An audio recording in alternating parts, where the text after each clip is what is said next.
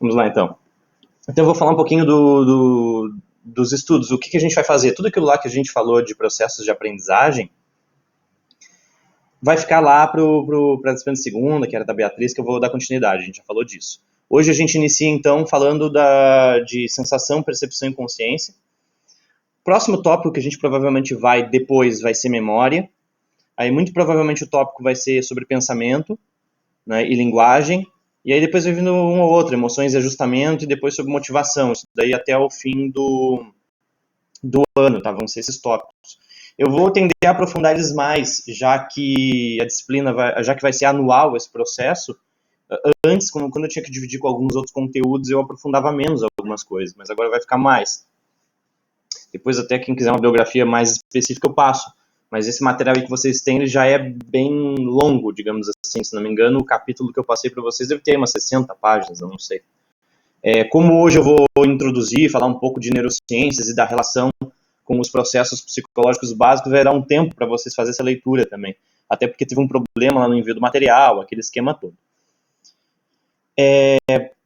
Basicamente, antes a gente estava falando de processos psicológicos básicos, e muito do que a gente vinha falando, né, que é também lá da parte de psicologia experimental, de aprendizagem, se refere muito a estudos que vêm da área da teoria comportamental, né, que tem toda uma filosofia envolvida e coisa e tal, que também não cabe falar aqui nessa disciplina. E há uma outra parte dos processos psicológicos básicos que se fundamentam em estudos de psicologia cognitiva. Tá? Se alguém tiver alguma dúvida, vem me perguntando. Ah, tá, alguém perguntou aqui, o John perguntou se hoje se inicia o segundo bimestre. Sim, oficialmente sim, né? Então, perdi aqui. Dentro dos processos psicológicos básicos que a gente vai falar agora, muitas das pesquisas que fomentam esses processos que a gente vai falar a partir de agora, eles são de psicologia cognitiva. Então, basicamente, muita coisa vem de teoria computacional, ou então vai vir, muito mesmo vai vir, na verdade, de neuropsicologia, das neurociências, né? Como que funciona o cérebro, como que ele se estrutura, como que as lesões interferem nesses processos. Então, a gente vai falar muito desse tipo de coisa. Então, eu vou citar vários exemplos de disfunções neurológicas que interferem nos processos. Então, processos de percepção, de atenção, de consciência, de memória, emocionais e assim por diante. Tá? Para dar uma fundamentação em tudo isso, aí eu trouxe essa parte mais introdutória até, que ainda não é propriamente falar da sensação e percepção, embora eu vou falar um pouquinho, mas eles falam muito do método e como que se dá esse tipo de estudo, né? E como que funciona o sistema nervoso. Vocês estão com alguma disciplina agora de fisiologia em andamento ou farmacologia? Porque, se não me engano, tinha, não sei como que está agora. Alguém me fala alguma coisa, eu coloco ali digitado. Alguém me mostra alguma coisa. Neurofisiologia. Tá. Neurofisiologia. O que vocês já tiveram de neurofisiologia? Toda a estrutura do cérebro, mapeamento da estrutura do cérebro, o sistema nervoso central.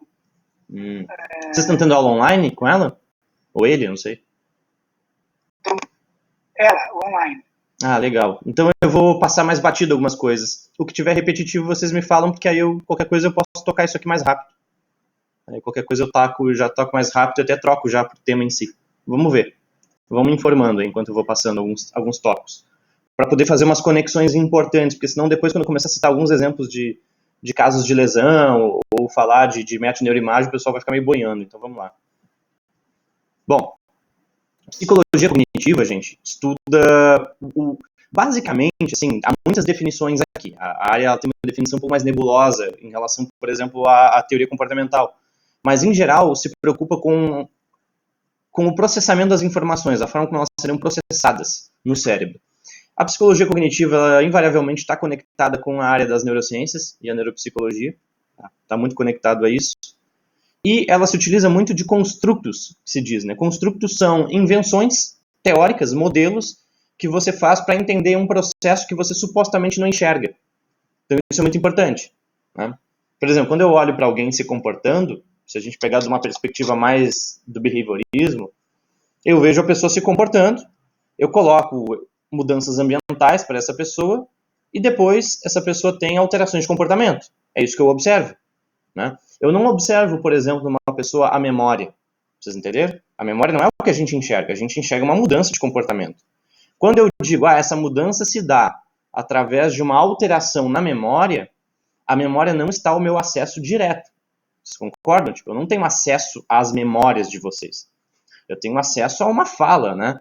Então eu coloco lá um conjunto de palavras e eu aponto ali para o José Eduardo, tá? Que eu estou olhando para ele aqui, dentre outros aqui, né? Eu aponto para ele assim, José Eduardo, olha para essa lista aqui e tenta decorar isso aqui, né? O tanto que você puder. Ele vai ler lá essa lista, aí eu vou tirar essa lista, vou conversar com ele um pouco e daqui a 10 minutos, sei lá, eu pergunto para ele, me diz quais palavras você se lembra daquela primeira lista que eu mostrei? Ele vai lembrar de algumas, né?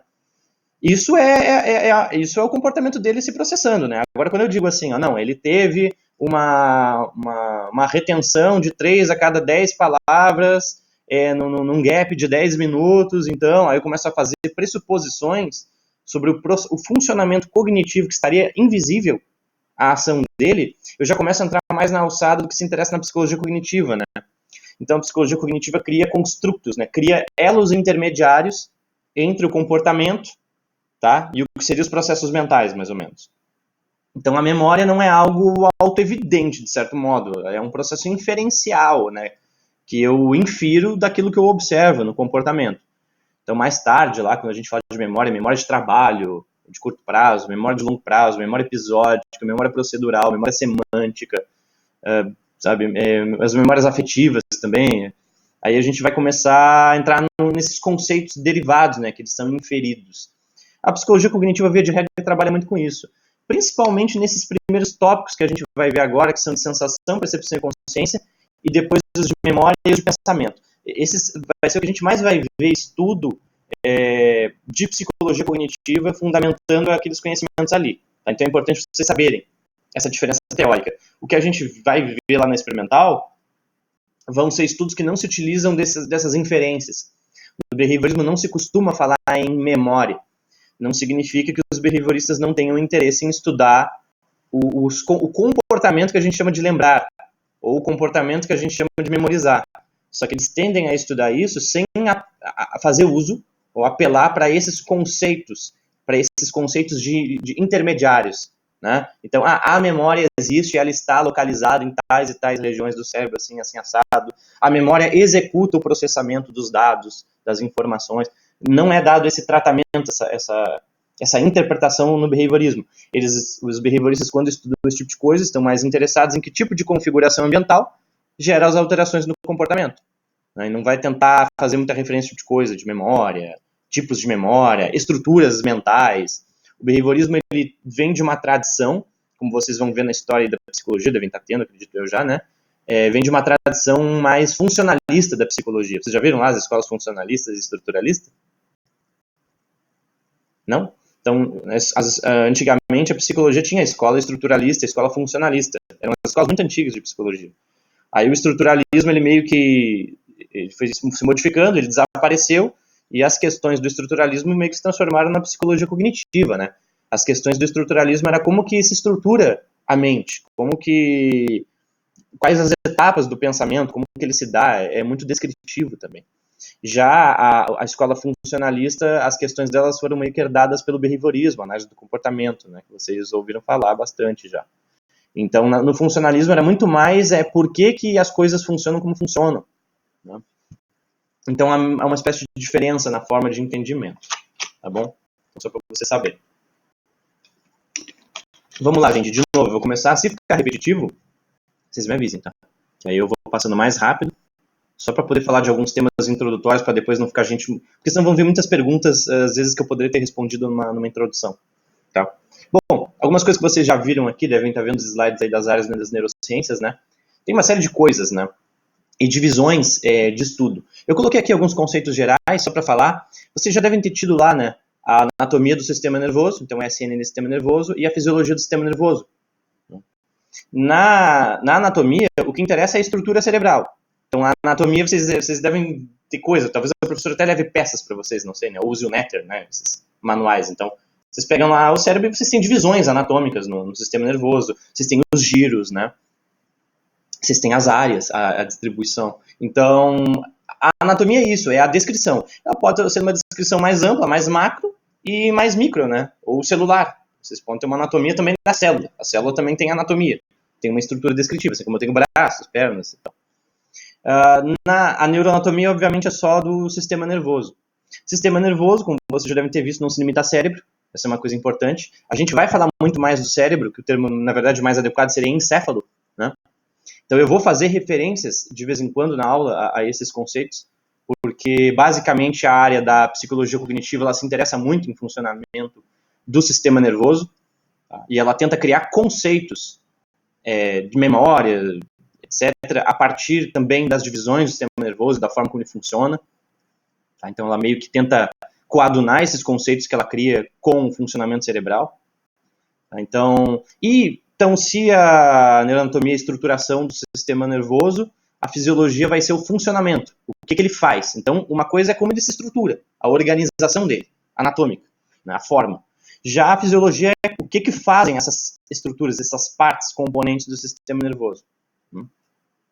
A fisiologia pode ser num nível geral, do córtex, vamos pegar a superfície do cérebro, que é responsável, seria responsável pelo processamento das informações, a maior parte.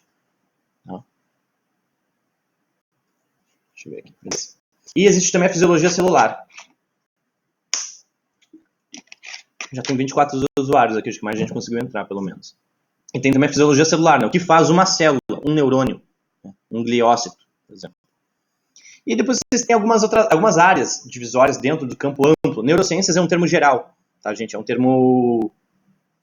na verdade, as neurociências é um campo multidisciplinar de pesquisa. Tá? Existem neurocientistas que são médicos, existem neurocientistas que são psicólogos, tem neurocientistas que são fisioterapeutas.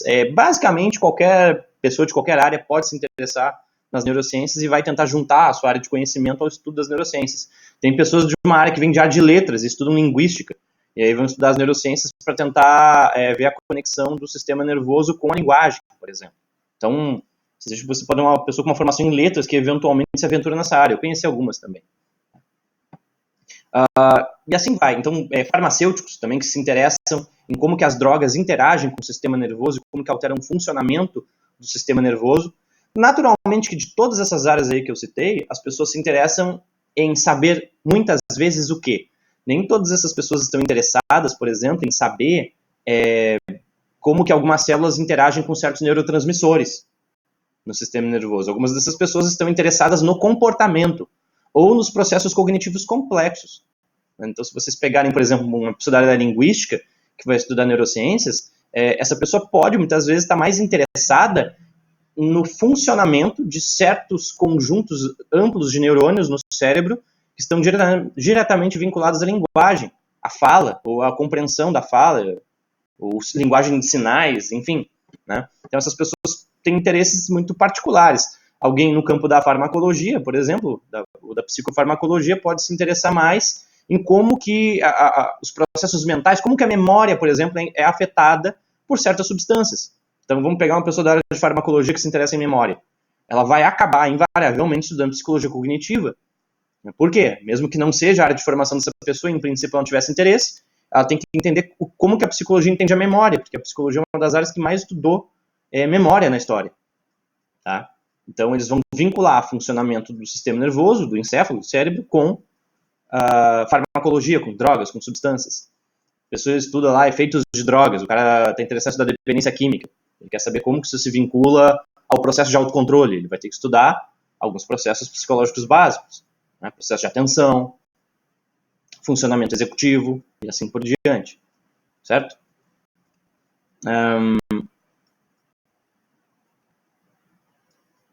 Certo? Algumas coisinhas aqui não preciso falar porque não é tão de importância para a disciplina. Seria mais se fosse uma disciplina de fisiologia mesmo. Então vou deixar. Até aqui, gente, tranquilo. Se estiver muito repetitivo ou chato, vocês me avisem que eu vou passando mais rápido isso aqui. Tá? Então, isso aqui eu até coloquei ali algumas áreas da neurociência também, né? Então, neurologia, a prática do neurologista estuda lesões e distúrbios no sistema nervoso. Neurologia vem da especialidade médica. O interesse era mais focado mesmo nas lesões, nos danos estruturais, funcionais do cérebro. Já a neuropsicologia tinha um enfoque diferente, né? Era avaliar o impacto de danos ou déficits funcionais do sistema nervoso em relação ao comportamento humano. Então, a neuropsicologia geralmente é isso, né? Pessoas da área de neuropsicologia, principalmente que trabalham com avaliação, vão se interessar em testes psicológicos para saber como que esses testes podem falar alguma coisa sobre o funcionamento dos processos psicológicos básicos, né? Então, a pessoa tem uma alteração de memória decorrente de um acidente. Como que os testes podem falar algo sobre lesões ou sobre funcionamento de certas áreas do cérebro, né? Será que eles podem? E assim por diante. Então, no caso de Alzheimer, a demência de Alzheimer, por exemplo, como que se dá existe uma degeneração celular num certo conjunto de células específicas e certos testes neuropsicológicos são capazes de detectar, através do que a pessoa responde, o início, digamos assim, os primeiros sinais e sintomas dessa degeneração, né?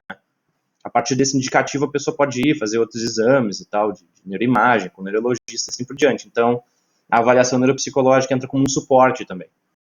E todas essas áreas aqui, elas dependem da psicologia cognitiva, tá? Dos estudos que haviam sobre sensação, percepção, consciência, até mesmo estudos que não vinculavam esses processos com o cérebro, tá? Porque há estudos que não buscam diretamente essa correspondência, embora seja muito comum. Vamos no próximo aqui. Então, o sistema nervoso, como vocês já devem... Posso mandar no WhatsApp. A Beatriz perguntou se eu posso mandar os slides no WhatsApp.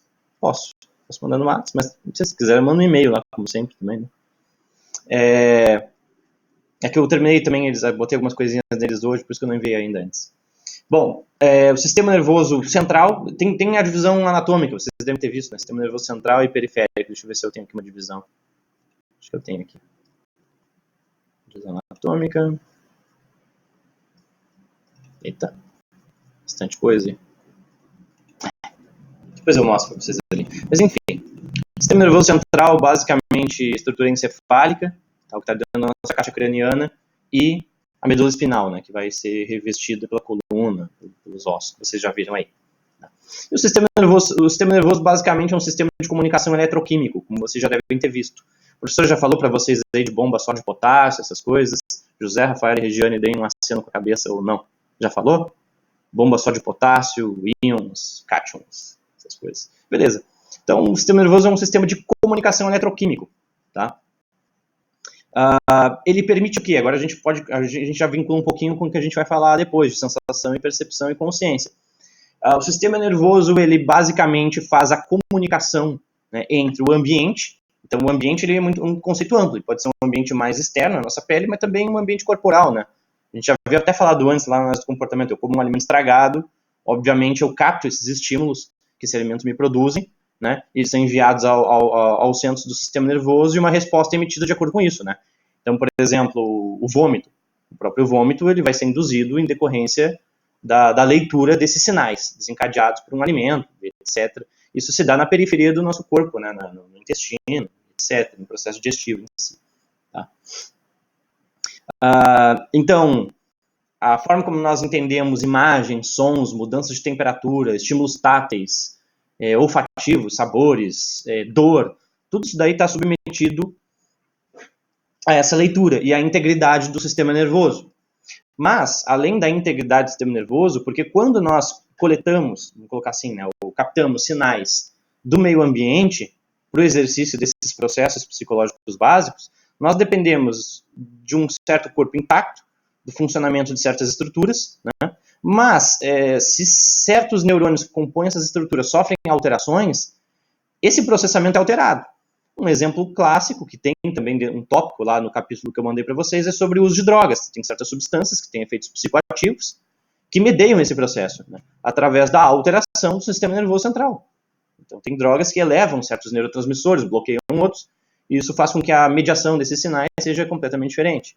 Isso altera a nossa percepção, nosso estado de consciência, vamos colocar assim. A percepção subjetiva é alterada em decorrência de fatores físico-químicos, né, que se dão a nível celular. Além disso tudo, todos esses estímulos que nos atingem, eles também passam por uma mediação, tá?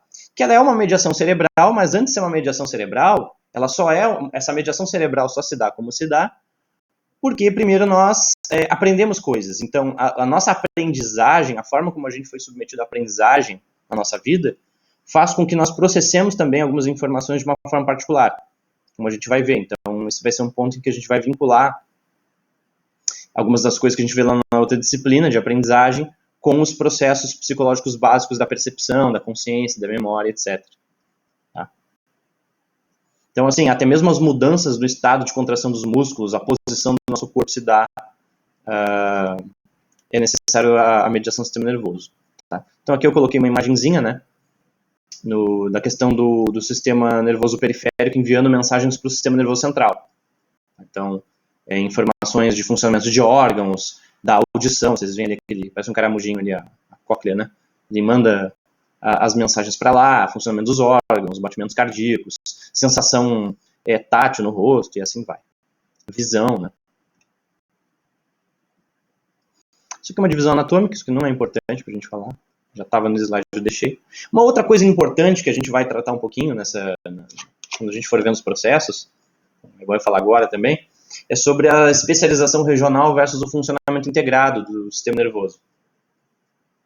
Bom, durante um certo tempo, os neuropsicólogos tiveram, ou pessoas que estudavam esse tipo de coisa, tinham uma tendência de lançar um olhar demasiadamente regional no sistema nervoso. O que significa isso? Se entendia muito que o sistema nervoso ele é muito especializado no seguinte sentido, né? Eu tenho uma área, por exemplo, que controla a linguagem, eu tenho uma área que controla, sei lá, o entendimento da linguagem, eu tenho uma área que é responsável pela retenção da memória A, da memória B, da memória C, entendeu? É como se ele fosse compartimentalizado, com várias gavetas, responsável por várias funções, e se eu tiro uma gaveta, desaparece, lá do roupeiro aquela função específica desaparece. Tá? Se buscou, e até hoje se busca ainda, dependendo também do tipo de função que a gente trata, as características de especialização do sistema nervoso. O que cada conjunto de células é especializado, se ele é, né? Porque há questionamento sobre isso. Então esse é um ponto interessante. Se tinha essa visão, com o tempo, conforme foram aumentando, por exemplo, estudos de pacientes com lesões, então o que significa isso? A gente vai falar disso na disciplina bastante. Tem pessoas que têm certas lesões no sistema nervoso decorrentes de acidentes, de traumas, concussões, né? Ou até por problemas genéticos, hereditários, também tem deformidades, alterações anatomofuncionais, que geram alterações nos processos psicológicos básicos, né? Então alterações na memória, alterações na sensopercepção, na linguagem, na forma como o pensamento se estrutura, né? E essas pessoas com essas alterações, o que se foi percebendo conforme foram se acumulando estudos desses pacientes, casos clínicos foram surgindo, é que nem sempre, não era absolutamente universal que uma pessoa com uma lesão em uma certa área, ela perdia completamente uma determinada função. Né? Com o tempo foi se vendo que haviam algumas pessoas que não perdiam totalmente aquela função, ou alguns casos que inclusive não perdiam nada daquela função. Então, isso começou a gerar essa dicotomia, né? O quanto que é especializado o sistema nervoso, ou o quanto que o sistema nervoso, para esses nossos processos de pensamento, ele tem, na verdade, um funcionamento integrado. O que significa isso, né? Se eu tenho uma lesão numa estrutura, fica difícil na área dizer que aquela estrutura tem uma função ultra delimitada. Por quê? Porque o nosso sistema nervoso, ele tem uma coisa que vocês devem ter ouvido falar, talvez lá com a professora de vocês, que chama neuroplasticidade. Né? Então, uma vez que eu tenho uma lesão numa área, eu mesmo, para conseguir lidar com aquela disfunção, eu vou ter que ter uma adaptação. O meu comportamento vai ter que se modificar. Eu vou aprender a lidar com aquilo. E quando a aprendizagem se dá, isso gera novas formas de funcionamento em outras estruturas. Então, é difícil você isolar um funcionamento, porque como o nosso funcionamento é dinâmico, nós nos adaptamos aos nossos prejuízos muito rapidamente. Isso faz com que fique difícil estabelecer esses elos de especialização no sistema nervoso em muitos casos. Tá? Há algumas coisas, claro, gente, que são mais bem estabelecidas. Né? Há algumas coisas que se sabe, por exemplo, sobre algumas áreas vinculadas à fala, né, que são um pouco mais... não absolutamente, mas tem um pouco mais de precisão para algumas coisas, mas tem outros processos que são bem mais intrincados e que dependem muito mais do funcionamento integrado do sistema nervoso. Então, se eu tiver uma lesão, por exemplo, nas áreas somáticas, né, nas áreas motoras, por exemplo, de movimento, e eu tiver uma lesão lá numa estrutura que está vinculada à representação neuronal do meu braço esquerdo, vamos pegar, e essa área foi toda destruída, eu provavelmente vou perder a capacidade de mover o braço esquerdo, ou perder a capacidade de sentir com o braço esquerdo. Não vou conseguir sentir os estímulos táteis com o braço esquerdo. O que vai acontecer? Tá, eu tenho lá uma certa geolocalização, né? Mas, rapidamente, o que eu vou fazer? Eu vou rapidamente começar a maximizar o meu desempenho com o braço direito. Eu vou precisar treinar ele muito mais, eu vou precisar deslocar o meu corpo de uma forma tal, no espaço, que eu não fique com prejuízos posturais. Então, quando eu for caminhar, eu não vou mais conseguir fazer o movimento que a gente faz pendular com os braços, que é para ter equilíbrio, né? Nós caminhamos assim, né? Os braços assim. Eu vou provavelmente ter que alterar o movimento do meu corpo para jogar esse meu braço inerte para frente e para trás para poder manter o equilíbrio. Isso vai fazer com que o meu sistema nervoso também tenha novas alterações de funcionamento. Então, nós estamos sempre nos adaptando rapidamente às circunstâncias.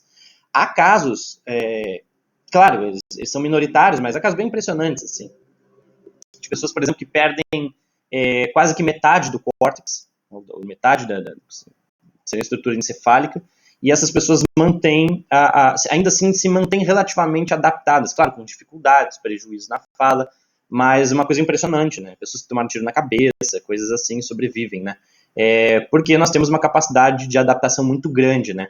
Então, mesmo perdendo uma parte imensa de um hemisfério cerebral, o outro hemisfério aumenta a atividade e readapta o funcionamento. Então, ele para de funcionar como ele funcionava antes e passa a funcionar diferente para tentar tapar o furo, literal, nesse caso, do hemisfério que falta, né? Então, o nosso sistema nervoso está sempre, de certo modo, tentando se articular, né, tipo, colocar assim, para ter um ajuste global, para que nós funcionemos como um organismo intacto no ambiente. E não como se nós funcionássemos como um conjunto de peças isoladas, né?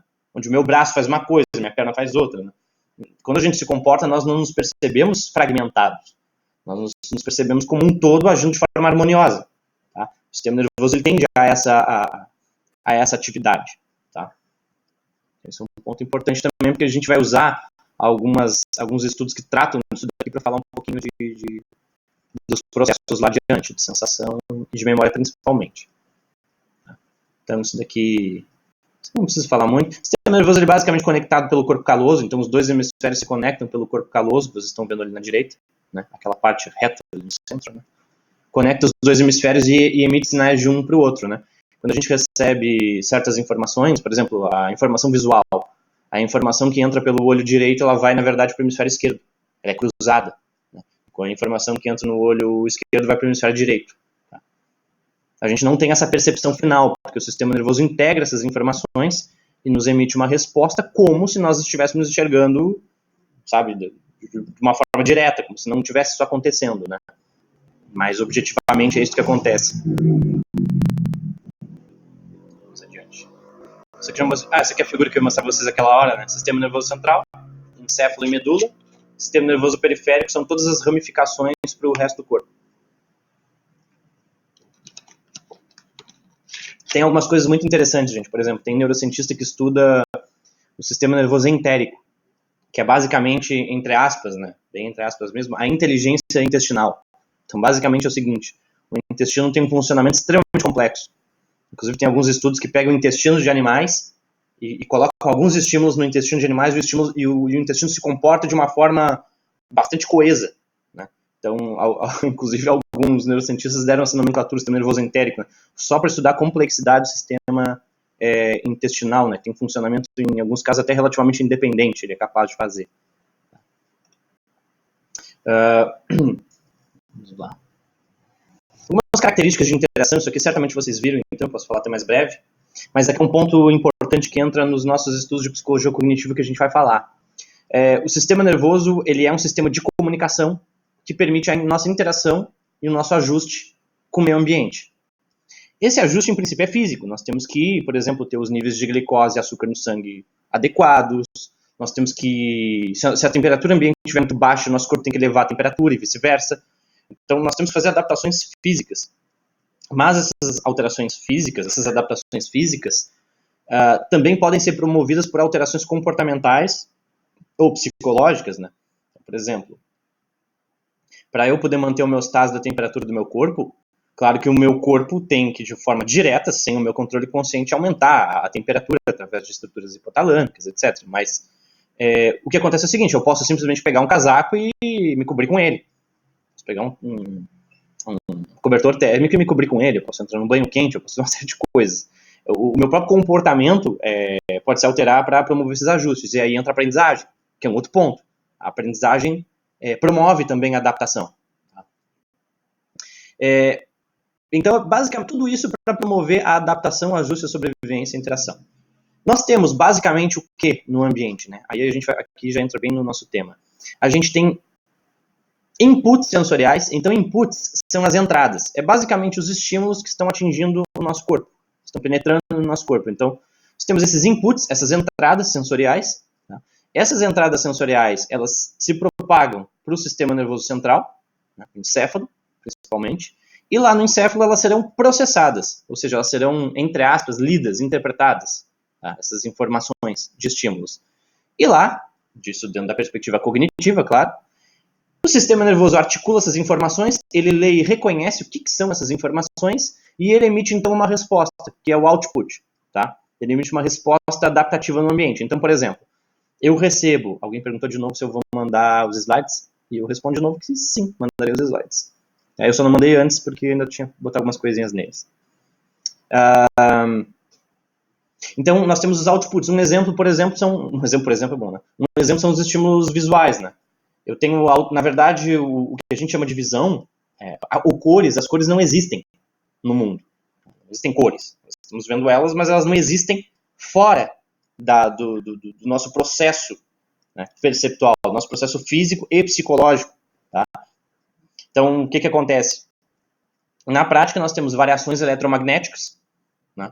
O nosso corpo tem receptores especializados em captar essas variações eletromagnéticas. Essas informações, então, elas entram, são os inputs, as informações eletromagnéticas entram, passam por uma série de estruturas complexas do nosso olho, passam pelo nervo, o nervo no olho também, daí vai para o lobo occipital do cérebro, passa por algumas outras áreas, a gente vai falar isso mais para frente, vai lá para o lobo occipital, e lá, né, essas informações são lidas, processadas, né, devidamente articuladas, são colocadas juntas essas informações, e aí ele emite uma resposta. Isso é uma cor, isso é o vermelho. Entendeu? Então, entre a entrada da variação eletromagnética e a gente enxergar o vermelho e pensar verbalmente, isso é a cor vermelha. Vermelho igual amor. Vermelho me lembra maçã, que me lembra algo doce. Eu gosto do vermelho. Né? Aí vem um julgamento subjetivo. Nossa, gosto da cor vermelha. Lembro de uma pessoa que eu gostei de usar vermelho, sei lá. Entendeu? Todo esse processo, ele se dá nesse intermédio, ele se dá no sistema nervoso, com base em integração de memórias, uma série de outras informações também. Então, input, variações eletromagnéticas, não são cores, não tem significado, porque o significado é dado a partir da nossa aprendizagem e se articula no sistema nervoso central. Essas informações vão para o sistema nervoso central, ele dá a leitura do que aquilo significa. Essa leitura se dá em parte por causa da nossa aprendizagem, não totalmente, mas em parte. E aí ele emite um sinal, isso é o vermelho, e tudo aquilo que eu falei, o que ele significa, etc. Ou isso é fogo. Fogo é perigoso. Não estou sentindo calor porque o fogo está longe, mas não devo me aproximar dele. Isso é um output, um conjunto de respostas. No nível físico, isso se dá por algumas características celulares do sistema nervoso, em particular dos neurônios. Né? Então, os neurônios têm características que você já deve ter visto lá na aula. Né? Excitabilidade, condutibilidade, secreção e contratilidade. Então, estabilidade é a propriedade de ser sensível a certos estímulos. Então, os neurônios, né, ou certos receptores, inclusive, que são células especializadas em captar estímulos, a gente vai falar bastante de receptores nessa disciplina, eles são sensíveis a certas formas de energia. Então, por exemplo, na nossa pele, nós temos receptores, nociceptores, por exemplo, que são, e tem vários tipos de receptores na pele. Receptores de pressão, receptores para temperatura, e, claro, alguns deles se vinculam a esses conceitos de nociceptor que a gente vai falar, que é a percepção de dor. Então, por exemplo, eu pressiono aqui a minha mão, né? Eu sinto, eu sei que tem uma coisa que o objeto eu consigo escanear, que é o meu dedo, né? Então, esse é já um output, isso aqui é o meu dedo da minha mão, né? Mas conforme eu começo a apertar, eu vou aumentando a pressão, vai chegar uma hora que eu vou dizer, a partir de agora já é dor. Né? Então, a dor, ela envolve um processo físico, desse processamento da informação, desses inputs sensoriais, mas ela também envolve um processo de percepção que é parcialmente aprendido. Uma coisa que vocês vão se impressionar bastante, quando a gente vai discutir isso mais adiante, e talvez a gente faça um teste com hipnose, a gente voltar um dia às aulas presenciais, é o quanto que a dor, ela, por incrível que pareça, ela depende de fatores de aprendizagem. A dor, em muitos sentidos, ela é até mais aprendida do que as pessoas pensam que ela é. Tá? Ou pelo menos a forma como a gente se comporta em relação ao que a gente diz que são estímulos dolorosos. É um uma coisa muito complexa para falar agora, tá? Mas vocês vão ver mais adiante se a gente fizer umas brincadeiras em sala. E condutibilidade, né, a condução das alterações celulares por entre o tecido e o sistema nervoso. Então, um neurônio tem que se comunicar com o outro. Os neurônios do sistema nervoso, a principal célula do sistema nervoso é o neurônio. Tá? Eles têm outras células, como por exemplo os gliócitos, células gliais, vocês devem ter visto isso também, que são células muito predominantes do sistema nervoso, e tem vários tipos de gliócitos, células gliais, que são células esbranquiçadas, né, que produzem a substância branca no nosso cérebro. Né? E a substância cinzenta é produzida basicamente pelos neurônios. Os neurônios, eles processam a informação. Os gliócitos não. Tá? Os neurônios, eles têm um núcleo celular, o núcleo carrega também o DNA celular, né? E esse DNA vai dizer, não, ó, diante desse neurotransmissor, o neurônio tem que fazer ABC. É uma espécie de rotina, uma espécie de receita de bolo. Ó, diante de tanto de neurotransmissor, você, neurônio, tem que fazer tal e tal ação. Você tem que reduzir a carga de receptor, senão vai ter uma hiperativação. Né? Sei lá. Então, o DNA nos dá as regras de funcionamento básicas do sistema nervoso. Obviamente que disfunções nessa esfera genética alteram também o funcionamento do sistema nervoso. A gente poderia falar de autismo, de algumas condições, talvez esquizofrenia, se investiga algumas questões desse tipo. Então, o funcionamento do sistema nervoso se dá, então, condutibilidade, a condução das alterações na célula. Então, eu recebo informações no tato, isso é um processo psicológico básico de sensopercepção, recebo informações do tato, então eu tenho que ter receptores, né, que eu vou dizer que é para o tato, e esses receptores têm que ser sensíveis a esse conjunto de estímulos mecânicos. Então, os receptores para o tato, eles não necessariamente são sensíveis aos estímulos que nós chamamos de visuais, tá? Embora alguns sejam. Por exemplo, a luz solar. Né? Eu olho, eu vejo que tem sol ali, né? Ou pelo menos, claro que os raios UV já estão distribuídos, né? Mas dependendo da quantidade e tal, eu vejo ali, não, ali tem mais sol que aqui, tá? Eu consigo até enxergar em algum nível. Mas quando o sol pega no meu braço, eu sinto aquecimento. Ou seja, minha pele consegue também captar em parte esses estímulos. Mas ela não os integra na forma de percepção visual, e sim na percepção de temperatura. Então, alguns estímulos podem ser captados por mais de um receptor, mas, em geral, somos muito especializados nos nossos receptores. Né? Os receptores olfativos vão captar certos estímulos químicos, né? E assim por diante. Eles não captam estímulos visuais, por exemplo. Essas variações eletromagnéticas. Tá? A secreção, então, é a produção de substâncias que funcionam como mensageiro químico entre células. Então, os neurônios se comunicam através de neurotransmissores entre si. E a contratibilidade é a propriedade que possibilita ao organismo um comportamento motor ou produção de uma substância química como resposta a esses estímulos. Então, os nossos neurônios fazem essas coisas, tá? Elas têm essas características para poderem se comunicar. E os neurônios, eles funcionam basicamente como um sistema de ratoeira, que eu brinco, né? Deixa eu ver se eu tenho uma imagem aqui depois. Se não está aqui, ela vai vir daqui a pouco. Deixa eu ver se é essa aqui. Ainda não. Então, basicamente, é um sistema de ratoeira. Se vocês botarem várias ratoeiras junto, uma próxima da outra, e vocês dispararem uma, o que vai acontecer é que ela vai saltar e vai começar a atingir as outras. Elas vão começar a propagar a informação. Vai chegar uma hora que todas as ratoeiras disparam por causa de um disparo. O disparo da primeira ratoeira é como se fosse a ativação do primeiro receptor. Ela emite as mensagens e vão se propagando entre uma série de pequenas ratoeiras, uma série de neurônios, até chegar na ratoeira final, que seria um objetivo, vamos pegar assim. Tá? Tecnicamente, eu poderia pegar um rato lá na ponta, se eu ativasse um aqui. Eu estou vendo o rato lá, ele não foi pegando a ratoeira, mas eu ativo ele aqui, eu posso atingir ele na ponta. Né? Então, é o processo terminal. Tá? Então, os neurônios funcionam basicamente através de substâncias chamadas neurotransmissores. Existem algumas exceções para neurotransmissores, existem hormônios que atuam também, não só como hormônios, mas também atuam como neurotransmissores. Tá? A gente pode falar de alterações comportamentais, por exemplo, a partir de mudanças de certas substâncias como testosterona, por exemplo, alterações de comportamento. Neuróglia, os gliócitos garantem a estrutura e a reciclagem do sistema nervoso. Tá? E essa aqui é a estrutura básica do neurônio, vocês devem ter visto, então acho que eu não vou precisar falar aqui. Né? O que é importante aqui, só vocês lembrarem?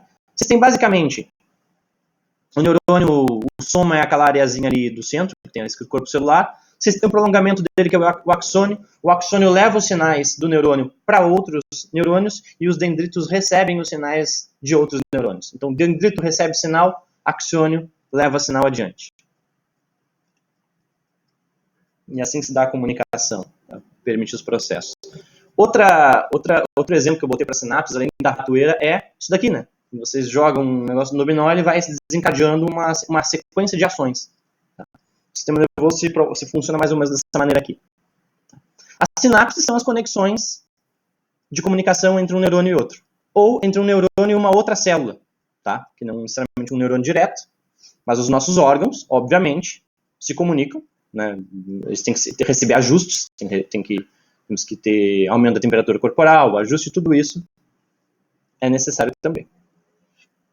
Que mais? Sinapses, elas são eletroquímicas, não preciso falar muito aqui, vocês já viram isso? Eletroquímico significa que o nosso funcionamento ele é elétrico, mas é produzido através de processos químicos, né? Então, existem, vocês devem ter visto isso, acredito eu, existem algumas sinapses no nosso sistema nervoso, que são poucas, que elas são elétricas. Por exemplo, o sistema cardíaco, né? Nós temos sinapses elétricas. Por quê? Porque o coração ele tem que funcionar de forma muito rápida, de uma forma mais ou menos rítmica, né? Em geral, as sinapses eletroquímicas são mais eficientes do que as sinapses puramente elétricas, né? Elas têm um processo muito mais complexo. E, inclusive, elas tendem a ser até mais aceleradas. Tá? Alguns neurotransmissores, vocês já viram eles? Deem um joinha aí, Rafaela, José e Regiane, se já viram. Ótimo. Então, talvez a gente fale de uma ou outra coisa, se eu aprofundar o conteúdo, quando eu chegar em algumas coisas sobre memória. Não tenho certeza, eu vou ver o que cabe a gente falar e o que não vai ficar excessivo. Mas eu coloquei aqui até um exemplo, né? Que é o rato pressionando a barra. Lá na caixa de Skinner, né? Que a gente falou sobre isso, se tiver um pouco com a Bia também. Isso daqui, o rato pressionando a barra, é um comportamento. Mas o que acontece quando o rato pressiona a barra e recebe água? Por exemplo, vou dar um outro exemplo para vocês. Tem um estudo que o rato pressiona a barra, mas ao invés de ele receber água como reforço ao comportamento de pressionar a barra, ou uma recompensa, o animal recebe uma descarga de uma droga, ele recebe uma dose. Então ele bota heroína no corpo dele, por exemplo. Então ele pressiona a barra em troca de uma substância, de heroína. Estudo sobre dependência química. E os pesquisadores fazem o quê? Eles fazem uma análise cerebral do rato para ver como que o sistema nervoso dele está sendo afetado por essa relação, por esse processo de interação. Então, qual substância está gerando a manutenção desse comportamento no nível cortical? Tá? A gente vai falar disso mais para frente, motivação lá no final de tudo, mas dopamina, por exemplo, é um neurotransmissor fundamental para esse processo de manutenção da conduta motivada, ou até mesmo da conduta compulsivamente motivada. E tem algumas estruturas, que eu também não vou falar agora, mas algumas estruturas cerebrais que são importantes para esse tipo de comportamento.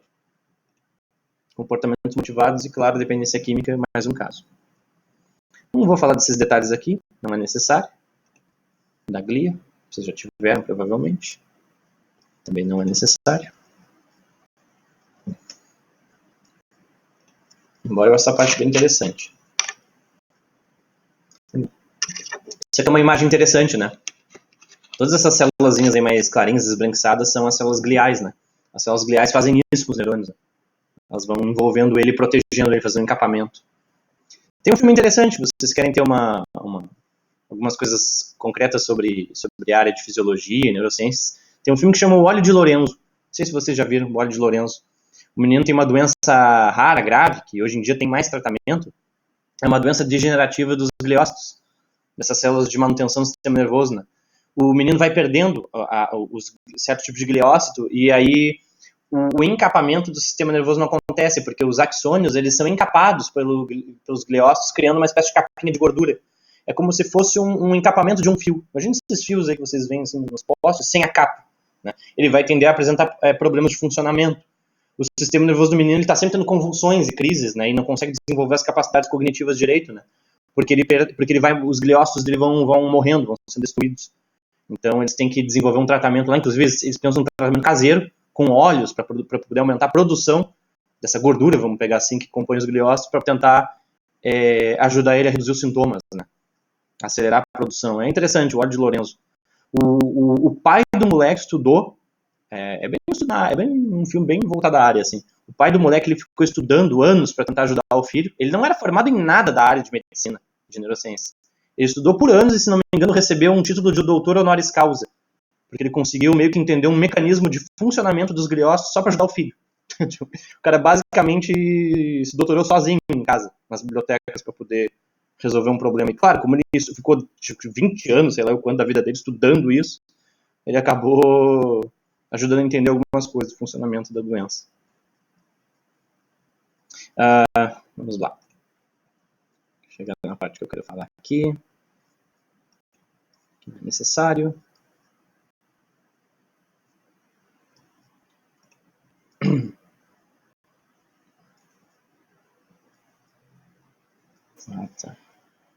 Uma coisa importante aqui, a gente vai tratar disso de leve, né? Basicamente, quando os nossos neurônios morrem, não sei se a professora falou disso para vocês, mas quando morre dos nossos neurônios, por exemplo, aquele braço, o axônio, ou quando morrem alguns dendritos, eles são destruídos ou danificados por qualquer razão, essas estruturas elas podem se regenerar. É reversível esse processo. Mas quando morre o soma, o corpo do neurônio com o núcleo, isso é irreversível. Tirando talvez certas regiões, tá? Porque há alguns estudos mostrando que há algum nível, né? Essa coisa até com células-tronco, se fala de possibilidade de ter novos neurônios. Mas esse processo, quando ele ocorre, se dá num nível muito pequeno, tá? De modo geral... Alguém falou alguma coisa? Não sei. De modo geral, o nosso sistema nervoso, ele não... Os neurônios em si, uma vez mortos, eles não se regeneram de maneira mais geral, tá? Então, quando acontece a aprendizagem, ocorre a redução de determinadas ramificações, tá? Então, por exemplo, a redução não, ou a alteração, tá? Então, por exemplo, nós temos lá o soma, o corpo do neurônio, nós temos o axônio e os dendritos. Quando a gente aprende alguma coisa, o que acontece? Essas ramificações dos axônios, os prolongamentos que mandam sinais do neurônio, e dos dendritos, eles se proliferam e eles mudam o seu padrão. Às vezes, algumas ramificações do neurônio elas vão reduzindo a sua intensidade, elas vão morrendo, como se fosse uma raiz de árvore, que vai morrendo umas partes. Então, imagina que eu tenho a raiz da árvore. Vocês estão olhando a árvore aqui, imagina que vocês conseguem ver ela embaixo da terra. Vocês conseguem visualizar a raiz? Agora eu vou botar uma imagem. Imagina que vocês botam mais água do lado direito da planta. O que ela vai fazer? A planta aumenta as ramificações para pegar água. Em resposta à água, na verdade, as ramificações se expandem para a captação. Se vocês tiverem menos água do lado esquerdo, as raízes não se propagarão tanto para lá. Ela vai começar a raiz vai reduzir do lado esquerdo e vai mais para o lado direito para pegar água, tá? O nosso neurônio mais ou menos funciona assim, né?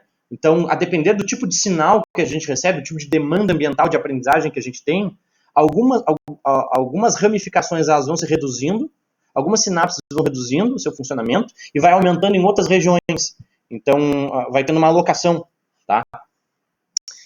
E é através disso que nós aprendemos. Então, toda a aprendizagem que a gente tem, ela tem uma nova ramificação. Toda vez que vocês aprendem qualquer coisa, coisa mais rudimentar que tem, pode ser uma aprendizagem motora, uma aprendizagem verbal de linguagem, uma aprendizagem afetiva, isso não importa. Você sempre tem algumas regiões, claro que algumas aprendizagens têm mais alterações de um tipo que outro, mas você sempre tem a construção de ramificações axonais e dendríticas. Toda vez que está acontecendo a aprendizagem, está acontecendo isso. E os receptores também podem estar se fechando mais ou abrindo mais, a depender de certos estímulos. Entendeu? Então, isso é muito importante, a aprendizagem. Porque quando a gente fala, em psicologia, as pessoas pensam, não é o cérebro, é o meu psicológico. Não há essa dissociação. Qualquer alteração psicológica, ela é correspondente, ela ocorre concomitantemente a uma alteração fisiológica e anatômica no cérebro. Claro que essa diferença anatômica que eu falei no nível celular é muito, muito pequena, né? No axônio, microscópica, mas elas acontecem. Então não há nenhuma mudança que não corresponda a uma alteração física. Então o processo ele nunca é inteiro subjetivo, como se não estivesse em lugar nenhum. Tá? Isso não existe. Então a reorganização das ramificações e a plasticidade. A plasticidade é a capacidade que eu falei, que o sistema nervoso tem de se adaptar. Ele é muito maleável. E quanto mais jovens nós somos, em tese, maior é a neuroplasticidade. Então as crianças têm uma capacidade de adaptação funcional ao sistema nervoso muito grande. Então, se uma pessoa sofreu certos tipos de lesões no sistema nervoso quando ela é jovem, teoricamente ela pode ter uma proliferação axonal e dendrítica maior, uma maior capacidade de organização para se adaptar. Tá? Conforme nós envelhecemos, atingirmos uma maturação encefálica, essa capacidade de adaptação, ela acontece, ela permanece a vida toda, mas ela se reduz. Os idosos, obviamente, por N razões, degenerativas também, tendem a reduzir mais a neuroplasticidade, mas ela sempre acontece enquanto estamos vivos. Então, os neurônios se projetam até a periferia do organismo, tá? De modo a captar alterações ambientais. Então, essa base de especialização são os receptores, tá? Então, receptores táteis, visuais, proprioceptivos. Então, nós temos receptores que são receptores de posição. Então, quando eu falo de alterações e comunicação do sistema nervoso, então, basicamente, se eu levanto aqui o meu braço, e vamos supor que faltou energia elétrica aqui, não tem luz. Eu levanto meu braço, eu sei onde o meu braço está, mesmo que eu não esteja vendo ele. Né? Por quê? Porque eu tenho a alteração proprioceptiva do movimento. Se eu fizer isso daqui, ó, eu vou ter uma percepção, se eu apertar muito minha mão, eu vou ter uma percepção de contração, né, ou até dolorosa. Eu consigo identificar onde está acontecendo isso. Então, eu consigo ter uma noção de onde está o meu corpo, o posicionamento dele mesmo sem enxergar. Tá? Isso é a propriocepção. A gente vai falar melhor disso mais adiante. Nós temos alguns neurônios especializados. Por exemplo, os neurônios sensitivos são especializados para esse processamento de informações sensoriais, né, de recepção de sinais. Neurônios motores responsáveis pela devolução da resposta. Né? Eu vou retirar o meu braço, por exemplo, diante de uma picada de uma agulha. Não sei.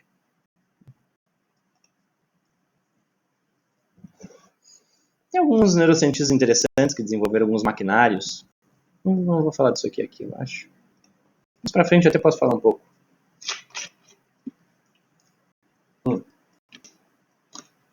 As alterações dos processos psicológicos básicos, obviamente, podem se dar em decorrência de alguns fatores.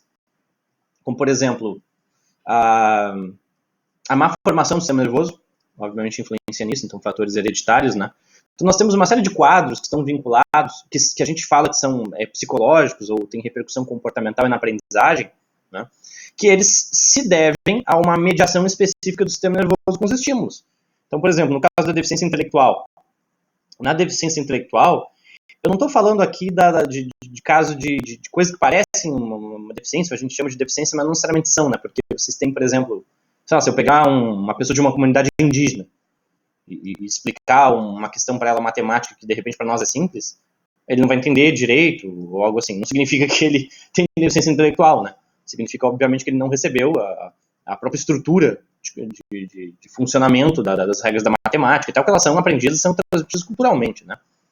Estou falando mesmo numa população nossa, que ocidental, que foi submetida a essas normas, etc., tem pessoas que não aprendem certas relações. Né? E há casos bem identificados de funcionamento alterado no sistema nervoso. Então, alguns casos de deficiência intelectual se devem a isso.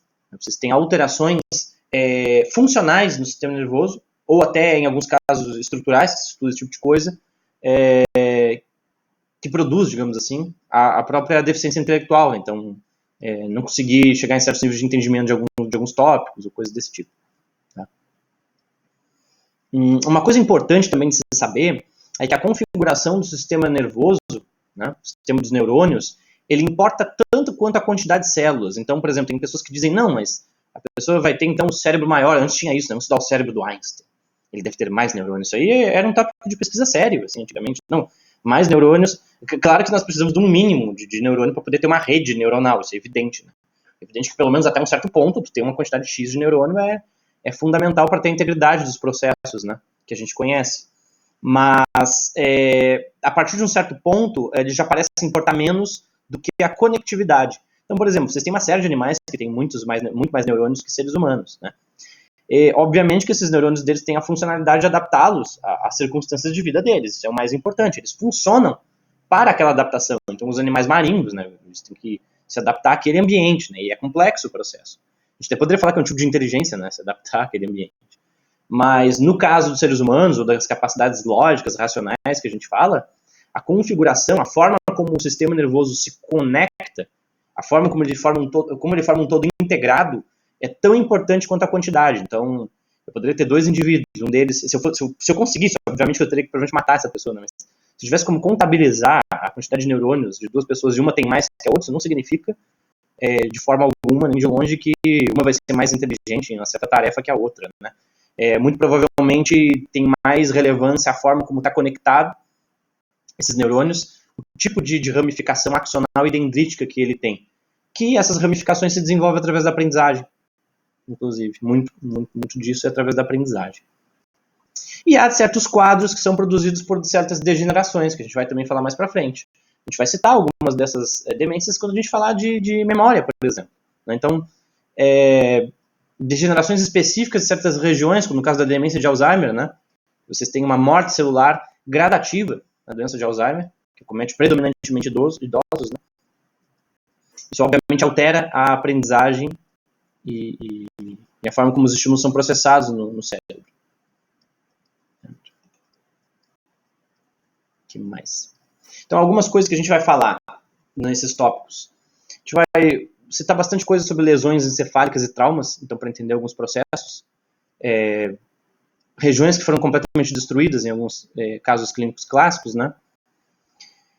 Que mais? Distúrbios vasculares também produzem algumas alterações. Então, por exemplo, AVCs, né, acidentes vasculares cerebrais, eles geram a morte neuronal de certas regiões. Então, muito do que se sabe sobre especialidade e função no nosso cérebro, responsável por certos processos como linguagem, percepção, etc., muitos desses estudos se iniciaram, na verdade, a partir de pessoas que sofreram acidentes, ou pessoas que tiveram acidentes vasculares cerebrais, né, que acontecem, digamos, naturalmente, né? Não é uma lesão, não é um acidente. E a partir desses estudos, quando essas pessoas sobrevivem, elas são estudadas. E um dos profissionais, vamos colocar assim, que estudou o impacto de certas lesões no comportamento, na percepção, na memória, nas emoções, foram os psicólogos. Então eles desenvolveram, eles pensaram, não, nós temos pessoas que, por exemplo, não têm o funcionamento do hemisfério esquerdo, perderam ele inteiro e conseguiram sobreviver, o que é raro. Bom, nós temos uma oportunidade única, então, de aplicar alguns testes e ver como que essas pessoas se comportam e como que elas se adaptam, faltando metade quase do encéfalo, né? Outros casos, pessoas que receberam lesões em regiões específicas, né? Então, acabou sendo do interesse não só da medicina, mas da própria psicologia para entender o funcionamento da memória. Então, uma pessoa que, por exemplo, teve uma lesão hipocampal ampla, né? O que acontece na memória? E aí os psicólogos começaram a estudar muito. Quando a gente fala de memória, vocês vão ver testes interessantes. Os psicólogos estudaram bastante isso em pessoas com lesões que interfeririam na memória, né? Tumores. O tumor, ele produz uma pressão, né? Claro, ele produz a alteração do tecido, né? Ele se prolifera de forma errática, de forma descontrolada no tumor, mas o tumor ele também gera uma pressão neuronal. Então, uma vez que o tumor ele cresce, ele pressiona certos neurônios, assim como um acidente cerebral vascular também, né? Ele aumenta a irrigação sanguínea, se um vaso se rompe, e a pressão sanguínea pressiona certas regiões do cérebro. Então, tem pacientes, por exemplo, que quando tem um AVC, geralmente quem tem um AVC percebe que está tendo um AVC porque tem alterações de comportamento e alterações sensoriais. Então, às vezes a pessoa tem um AVC e ela começa a perceber uma dormência no lado esquerdo do corpo. Ora, isso está interferindo em regiões vinculadas ao córtex sensorial, que processa o tato, por exemplo. Ou o movimento, a pessoa começa a perder o movimento e fraqueza no braço, está afetando o córtex motor. Se a pessoa teve essa alteração no braço direito, uma alteração de sensação, percepção, provavelmente então essa lesão foi no hemisfério esquerdo. Ela está tendo um vazamento sanguíneo no hemisfério esquerdo, né? A pessoa tem uma alteração na visão. Ela pode estar com um tumor cerebral na região atrás, na cabeça, na região occipital, porque está pressionando aqueles neurônios que são os neurônios que processam os estímulos visuais. A pessoa pode começar a enxergar tudo mal, porque está com um tumor ali, uma pressão sanguínea ali, tá? Então, esse tipo de coisa é do interesse também do neuropsicólogo e do psicólogo cognitivo. Manipulações genéticas também se estuda o funcionamento desses processos, desses neurônios vinculados a esses processos, através de algumas manipulações genéticas. Claro que elas são feitas com animais, né? Então, alguns neurocientistas que trabalham com a parte de psicobiologia vão fazer alterações genéticas em ratos para ver como que eles conseguem produzir cérebros distintos, né? Por exemplo, há estudos que estão tentando produzir ratos autistas. Não sei se vocês sabem disso. Tem um conjunto de pesquisadores que tem alguns modelos animais de autismo. Então, eles alteraram genes em ratos para ver se eles têm ratos que têm um padrão de comportamento que, de alguma forma, se assemelha ao funcionamento psicológico, comportamental de crianças, indivíduos autistas, né? Para tentar estudar as alterações funcionais do cérebro desses ratos e compará-las com o cérebro das crianças autistas. Se tiver uma correspondência, se isso se mostrar sustentado com o tempo, você vai conseguir estudar melhor o efeito de certas substâncias, você vai conseguir estudar melhor que genes talvez também estejam envolvidos no autismo. Por quê? Porque ratos e seres humanos são muito próximos geneticamente. Aliás, os mamíferos, de modo geral, né? Assustadoramente, nós partilhamos de uma quantidade de DNA de genético muito próximo do rato, inclusive. É que mesmo alterações pequenas genéticas geram uma alteração absurda no nosso corpo, né? Mas em essência nós somos impressionantemente parecidos com tantos outros mamíferos. Pelo menos na parte neurológica, né? Aliás, neuroanatômica. Epilepsia, também é estudado. A epilepsia é um padrão anormal de atividade bioelétrica no cérebro, né?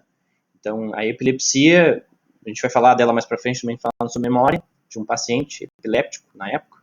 Epilepsia, você tem uma descarga elétrica numa região do cérebro, em decorrência de uma má formação do sistema nervoso, ou em decorrência de um acidente, a pessoa pode ter dado com a cabeça num acidente de carro, e aí gerou ali uma alteração no padrão de atividade que dispara o sinal elétrico.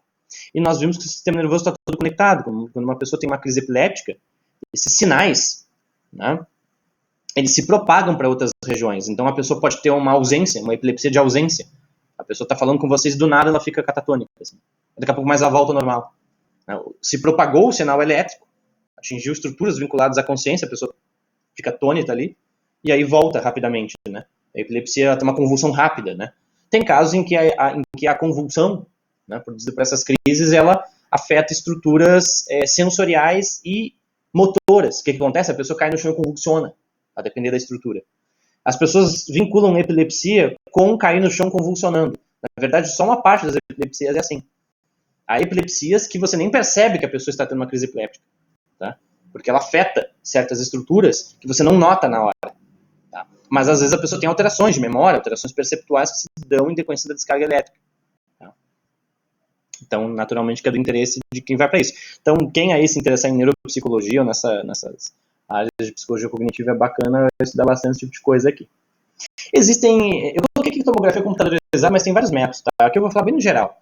Não sei se a professora de vocês abordou com vocês isso aqui, mas acaba sendo do interesse de quem também vai para essa área a imagem, os procedimentos de neuroimagem. Procedimentos de neuroimagem são técnicas de escaneamento cerebral, tem vários tipos, né? Algumas que são mais no estilo raio-x, outras técnicas que captam mais a questão da irrigação sanguínea, outras técnicas que captam mais os sinais bioelétricos no cérebro, e assim vai. E cada uma das várias técnicas de neuroimagem tenta captar uma informação diferente do funcionamento do sistema nervoso. Através dessas técnicas, nós podemos saber algo sobre lesões no sistema nervoso ou do funcionamento de algumas áreas. Então, por exemplo, essas tomografias mais estruturais do cérebro, elas podem pegar uma lesão. Então, se a pessoa teve um acidente, eu posso ver uma área preta lá na neuroimagem, né, do cérebro. Aquela área preta ali, provavelmente, é a região que morreu, que perdeu a irrigação sanguínea. Né? Aí eu posso vincular essa lesão estrutural com uma alteração de comportamento ou psicológica do cliente. Falo psicológica bem nesse sentido, né? Então, a depender da lesão cerebral, uma pessoa pode perder, por exemplo, o que a gente entende como moralidade. A pessoa era super tranquila, toda religiosa, autocontrolada, começa a beber, se drogar, passa a mão na bunda dos outros quando passa. Dependendo da lesão, a pessoa pode ter uma alteração radical de personalidade, tá? Porque altera regiões no sistema nervoso que estão vinculadas ao comportamento de autocontrole, à retenção da informação. Se a pessoa perde isso, tudo que ela pensa começa a fazer. Então, se a chamar o chefe filha, a puta chama. Então a pessoa perde o crivo, né? Enfim, a gente vai falar disso também mais pra frente, casos assim. Mas existem outras técnicas de neuroimagem que elas são mais funcionais. Então, por exemplo, o padrão de ativação de certas regiões do cérebro. O quanto que essa região está trabalhando. Né? Então, esse padrão de atividade pode nos revelar várias informações, né, do funcionamento do sistema nervoso. Né? Então, a pessoa teve uma lesão numa região. Talvez uma região do cérebro dela esteja, digamos assim, trabalhando muito para compensar aquele déficit. Então, nos dão informações de funcionamento, que são diferentes. E existem algumas coisas importantes também, distúrbios degenerativos infecciosos também são usados para estudar o sistema nervoso, né? O próprio HIV, que produz depois a AIDS, a manifestação, né, do vírus em forma de doença, né? Existem alterações, por exemplo, pessoas que têm AIDS já no estado mais avançado, ou não conseguem reter a doença com o coquetel, as substâncias químicas, elas podem ter alterações neurológicas em decorrência da AIDS. O vírus avança e afeta o cérebro também. Então, se vocês procurarem em área de neurologia, as alterações produzidas pela AIDS, no caso mais avançado, vocês vão ver alterações psicológicas, alterações funcionais no sistema nervoso. Provavelmente tem neuropsicólogos que estudam isso também. E aí, então, que entra o cefalograma também, entra nas técnicas de certo modo, que estudam o cérebro, né? Padrão de atividade elétrico e tal. E existem experimentos que avaliam funções. Isso aqui é uma coisa importante. Então, no método de investigação, a gente vai falar de várias coisas envolvendo experimento, que estuda consciência, percepção, coisas assim. Então, de vez em quando eu vou falar desses estudos. Então, como que uma pessoa, por exemplo, lesionada em alguma estrutura cerebral se comporta em relação a uma pessoa não lesionada num certo experimento. Eu comparo um grupo com o outro. Acho que acabei essa parte. Basicamente, vou dar uma palhinha do que a gente vai falar. Nem vou trocar o slide, porque eu acho que vai até demorar. Mas vai a pena eu troco. Deixa eu ver aqui. Deixa eu ver se eu consigo trocar. Não, acho que eu vou falar só assim mesmo. Bom, vou falar, não preciso usar o slide agora, a gente deixa ele para a próxima para mostrar, mas eu vou introduzir um pouco o tema ali da sensação e da percepção para vocês. Vai dar até um tempo de vocês lerem melhor esse material. Tudo isso que eu falei, a gente vai fazer menção a todos esses conceitos. O que acontece? Sensação, percepção e consciência. Deixa eu ver se eu consigo pegar aqui. Acho que eu consigo até abrir o slide, pelo menos para mim.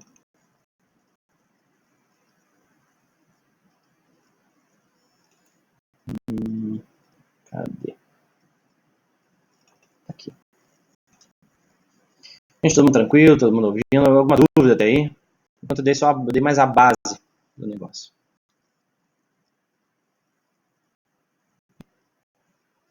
Tá abrindo aqui pra mim, peraí. Ah, tá. Só pra eu não esquecer de falar nada, que esse tema aqui é meio denso.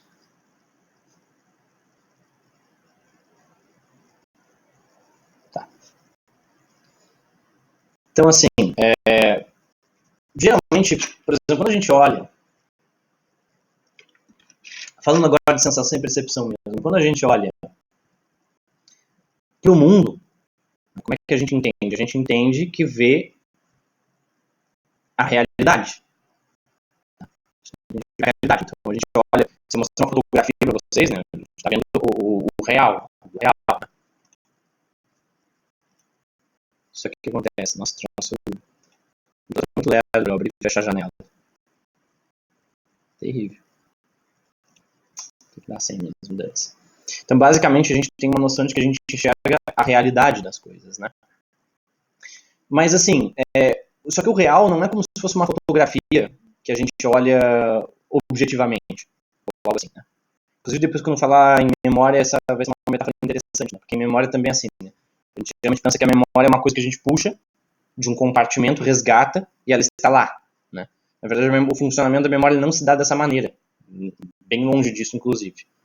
Mas, assim, dentro dessa questão que eu falei, né? O real, então, não é como se fosse uma fotografia que a gente olha objetivamente. Então, o mundo, ele não é uma coisa que, através dos órgãos dos sentidos, nós consigamos avaliar ele de forma objetiva, tá?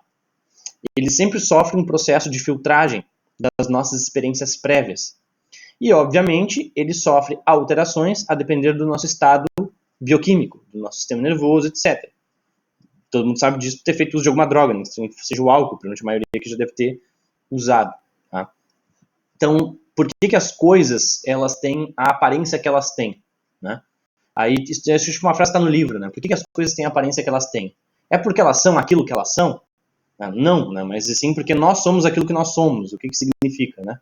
Então, as nossas experiências constitutivas de aprendizagem, né, e o nosso estado biológico atual determinam a aparência das coisas do mundo real para nós.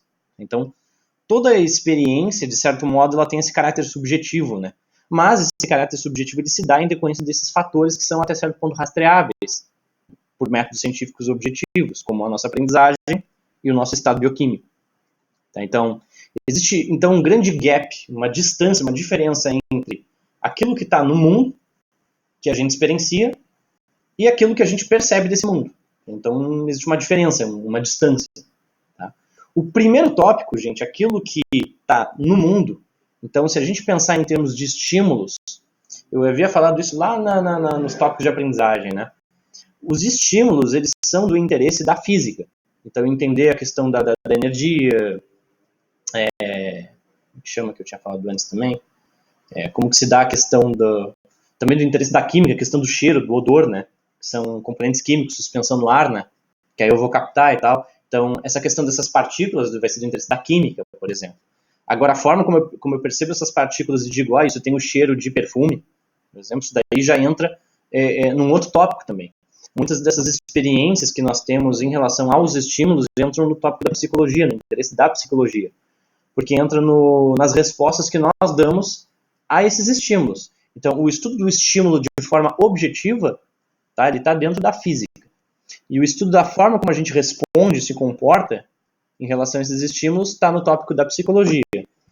As reações puramente fisiológicas ou anatômicas está mais dentro do campo das neurociências e tal. Né? Pelo menos mais fisiologia, neuroanatomia, etc. Tá? Estou enxergando aí de boa.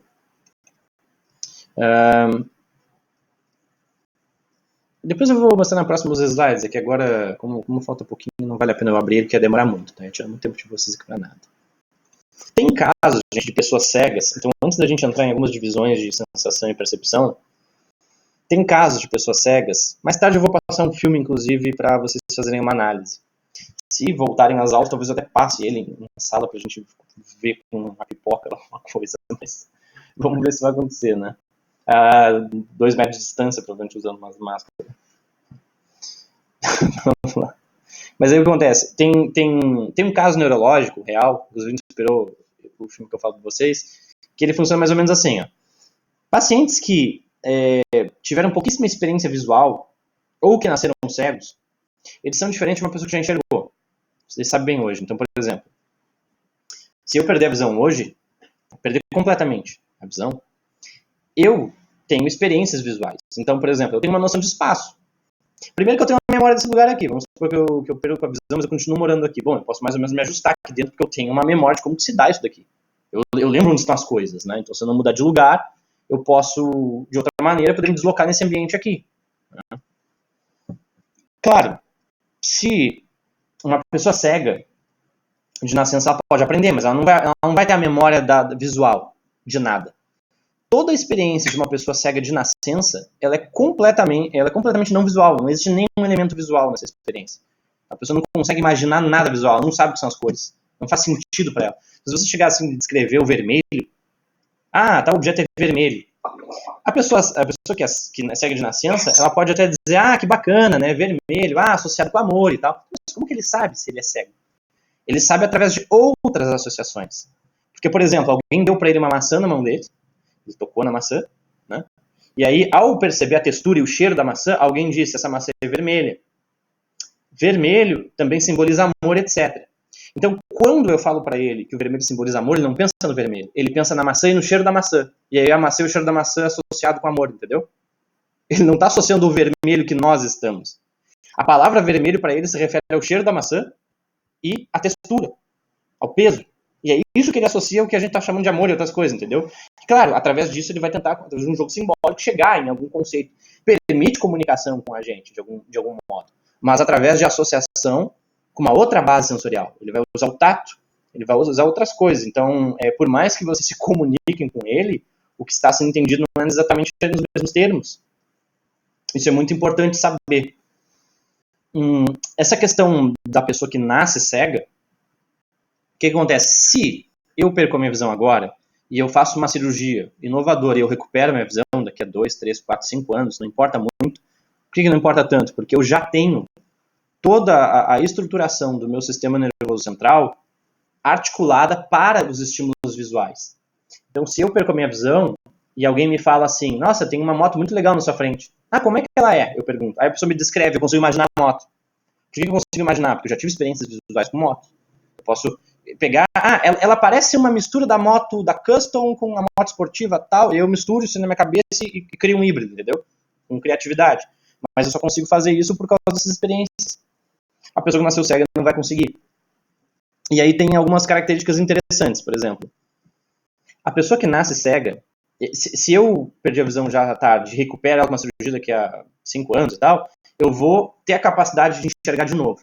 E eu vou rapidamente me adaptar. Assim que eu voltar a enxergar, eu vou ter algum estranhamento com o sentido da visão de novo, mas ele é pequeno e rapidamente eu vou me adaptar como se eu tivesse enxergado naturalmente. Porque eu enxergava antes. O meu sistema nervoso ele já está todo ele configurado para a visão. Por quê? Porque as minhas experiências de infância iniciais, que são importantes para o entendimento desses estímulos visuais, e de qualquer tipo, inclusive não só visuais, ele já aconteceu. Eu tive acesso aos estímulos visuais no período crítico do meu desenvolvimento cerebral. Uma pessoa que nasceu cega, não. Existem casos raros, assim, pessoas que nascem cegas, ou que perderam a visão com 1 ano de idade, ou algo assim, que passam por uma cirurgia já tardiamente na vida, conseguem recuperar parte, ou a visão de modo geral, e o que acontece é que essas pessoas têm alterações de comportamento. Elas não...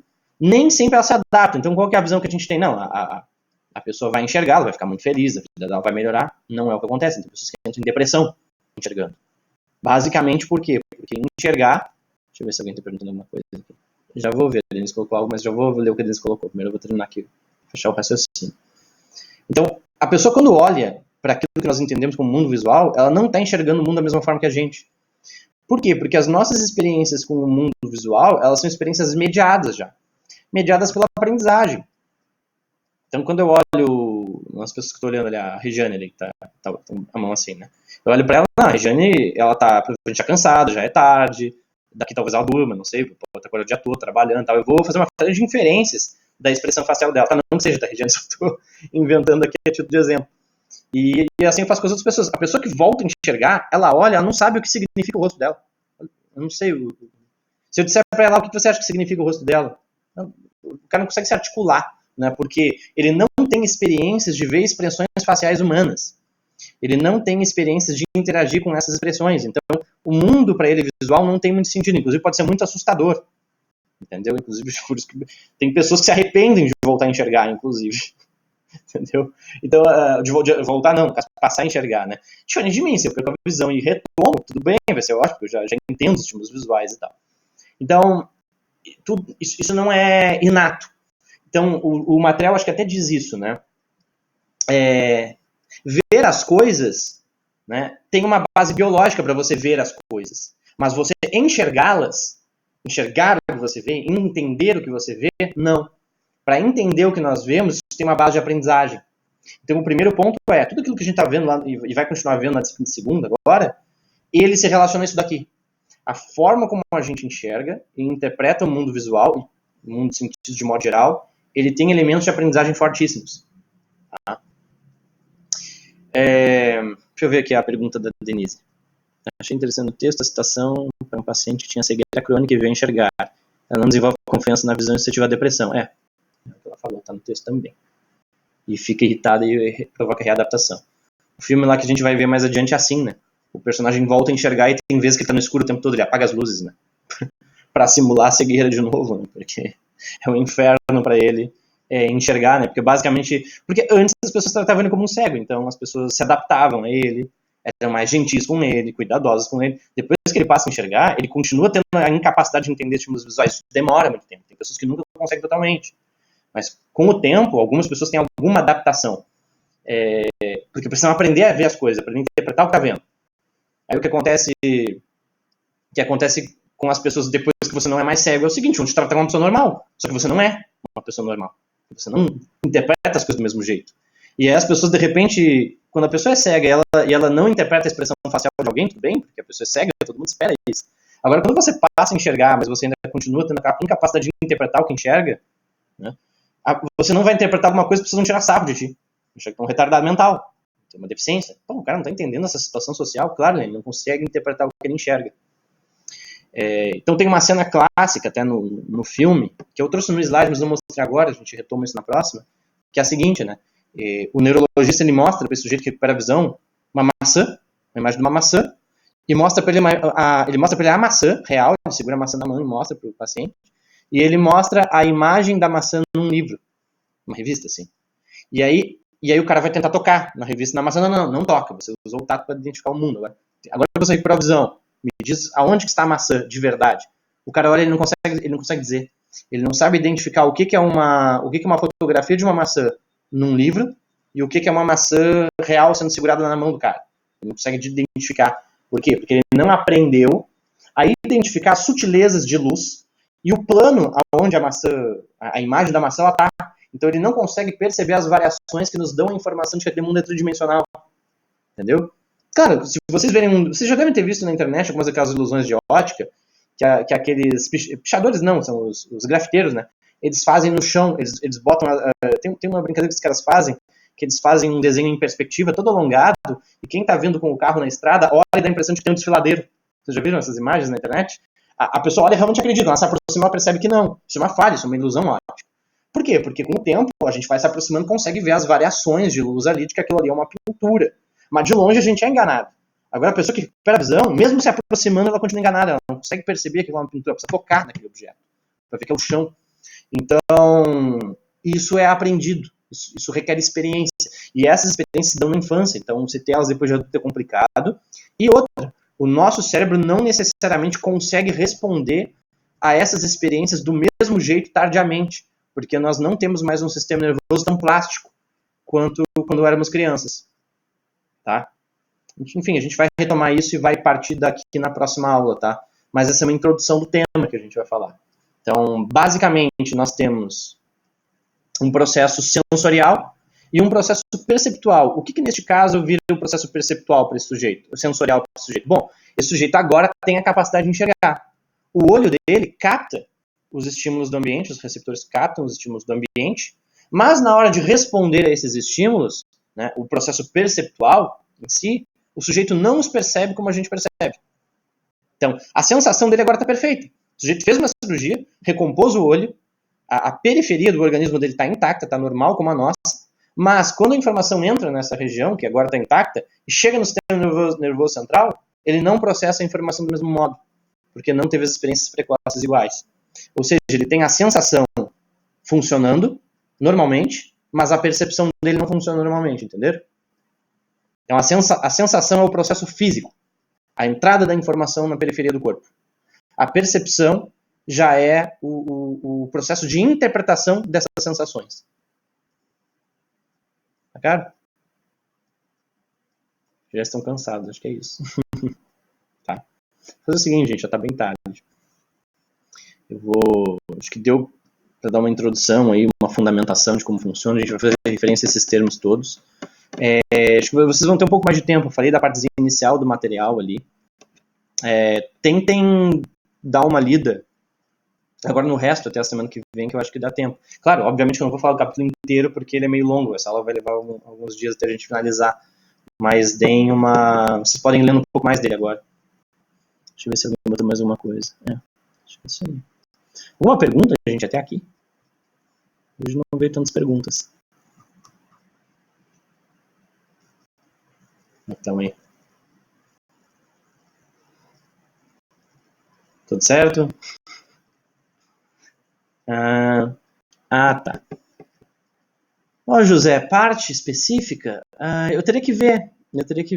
Sim, se vocês conseguirem ler tudo, vai ser melhor que vocês vão ter um entendimento mais geral, mas eu não vou, obviamente, conseguir falar dele inteiro. Um capítulo deve ter uns 60 páginas, é bem bom. Além do mais, eu vou trazer alguns estudos que não estão lá nele também, para dar uma... até para falar de coisas além do texto, né? Senão fica um pouco desinteressante a aula. Mas depois eu vou ver se tem uma parte, boto para vocês pro WhatsApp lá. A parte até da visão ali. É porque primeiro, se não me engano, ele fala dos sentidos visuais, eu acho que só depois da visão que ele fala de outros estímulos, né? A gente não tem só 4, 5 sentidos, a gente tem vários sentidos, na verdade. A própria percepção já é um sentido, né? Ninguém fala que é um dos 5 sentidos, né? Porque não é, né? Inicialmente eu marquei só da 141 a 148, era bem breve mesmo. Agora é um pouquinho mais, provavelmente até a parte visual, né? Eu vou dar uma olhada e depois mostro as páginas para vocês, para quem quiser lendo aos poucos. Tá bom? Gente, acho que era isto. Quantos estão? 22? Bota uma mãozinha aí, uma mãozinha pra cima quem tá presente. Que depois eu vou dar um print nesse text aqui. Isso, bota a mãozinha assim. Realiza o chamado. Eu nem sei como que vai funcionar a contabilização disso tudo. Aliás, eu ainda não fechei a de vocês, né, gente? Eu tenho que ver depois. Porque eu não coloquei ainda o coisa de vocês lá no sistema, tá? De PPP. Eu tenho até que ver como que vai funcionar isso de presenças e tal, mas enfim. Aguardem que até o fim da semana eu lanço lá para vocês todas as presenças. e aquelas correções, tá, que eu ainda estou fazendo. Então, assim que eu terminar as correções, eu mando. Eu vou até pedir para vocês autorização, gente, se ninguém se incomoda. Quem se incomodar, venha falar comigo no privado, no WhatsApp, que eu envio separado. Porque o que eu vou fazer? Dado as condições que a gente tem, que eu não tenho provas na minha mão, ó, claro, o que eu vou fazer? Eu vou pegar o que faltou lá dos materiais que vocês me enviaram, vou terminar de corrigir aquilo, da nossa avaliação, lembra que a gente fez lá? Vou pegar aquilo lá, terminar de corrigir, e vou compactar tudo num arquivo e vou enviar no e-mail da turma de vocês, entenderam? Então cada um vai poder ver o seu feedback da sua avaliação. O que acontece? Sei lá, às vezes alguém, professor, não quero ver a minha prova sendo observada por outros, caso alguém abra, sei lá, tenho vergonha, alguém incômodo. É direito seu, cada um vê a sua nota e tal. Então o que acontece? Quem não quiser que eu coloque lá, né, talvez um ou outro, aí venha me fala pelo WhatsApp que eu mando no e-mail privado, tá? Mas a menos que haja um caso assim excedente, eu vou enviar tudo junto, tá? Porque vai ser muito mais fácil. Eu simplesmente boto todas as correções lá, vai ter o nome de vocês no arquivo e vocês, cada um pega o seu e veja o feedback, tá bom? Então até acho que final de semana eu faço isso. Gente, é isso daí. Finalizamos. Então, boa noite.